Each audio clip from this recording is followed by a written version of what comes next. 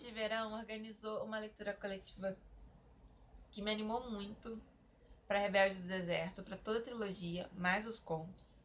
Só assim para me fazer ler tudo, porque, né, tem aquela ordem do universo. O primeiro livro é bom, o segundo é só ok, porque é só transição. O terceiro é bom, mas nunca vai ser bom como o primeiro, ou é um desperdício completo.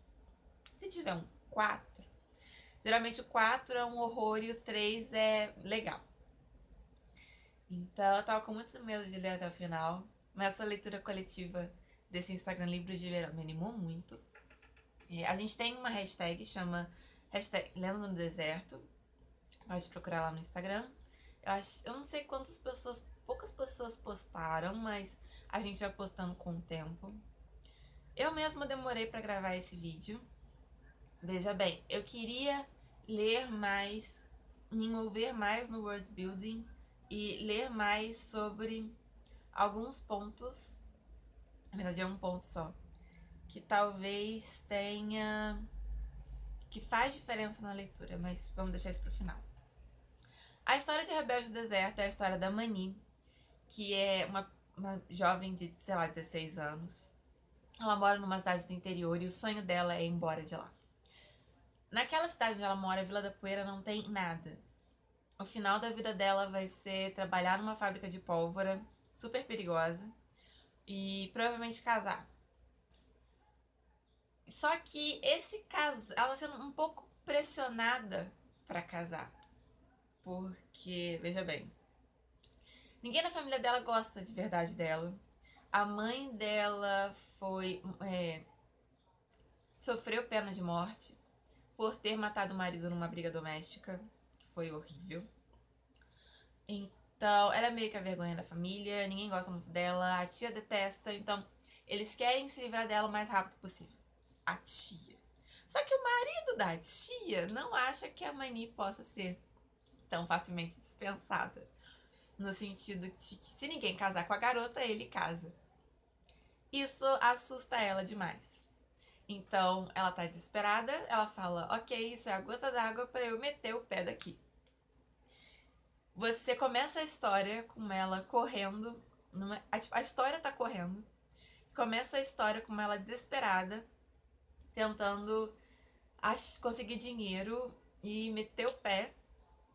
E, sei lá, são 8 páginas e você não sabe o que tá acontecendo. Você não faz ideia do porquê ela quer ir embora. Mas você tá torcendo e você tá tão angustiada quanto ela que você tem que conseguir ir embora. E nesse primeiro capítulo, ela termina dizendo porque, contando um pouco o backstory, o background dela. Só que não precisa nem do background, ela fala: caramba, eu tô desesperada, e a história corre e você tá junto. Eu gosto assim. Eu não acho que é. Eu não acho que deixa confuso. Eu não gosto de história que explica demais. Eu gosto de história que vai dando dica. Tá certo que tem história que realmente não fala nada, que deixa muito pra você perceber sozinho. E às vezes a minha curiosidade não é satisfeita. Mas o que é curiosidade como uma história bem contada, né? Não? Então eu não ligo muito, eu gosto muito de histórias que não ficam se explicando. Esse é um dos problemas que eu tive com. Ai caramba, não vou lembrar o nome. Com a Alcova da Morte. A Alcova da Morte se explica demais, a Alcova da Morte dá background demais. Eu acho que não tem necessidade ficar indo e voltando muito. Eu acho que isso cansa na leitura. E a história é a Mani descobrindo o lugar dela no mundo, obviamente, porque é uma YA. A Mani descobrindo o deserto, descobrindo que é parte do deserto e como o deserto é parte dela. Descobrindo aliados, descobrindo amizades, descobrindo os lugares o que ela quer fazer, sabe? Poderia ser uma road trip, só que não tem estradas. Porque esse primeiro livro é basicamente a Mani viajando pelo deserto, tentando chegar, buscando um lugar para si. E aí no final do livro ela meio que encontra sabe? Ela consegue achar um lugar e aí que a história vai começar. Então, talvez o livro 2 seja bom, porque como a Mani já tá meio que já tem um espaço, já tá criando esse espaço dela, você consegue aproveitar mais em questão de aventura, de coisas que ela vai fazer, em desenvolvimento de personagem. Porque, obviamente, tem uma rebelião acontecendo. Tá quase em guerra civil. Obviamente que tem revolta na história. Por que não teria revolta na história? E essa revolta se torna um pouco paralela com a história da Mani. E. Ah, eu adoro! E é muito interessante, porque no início é tudo muito rápido.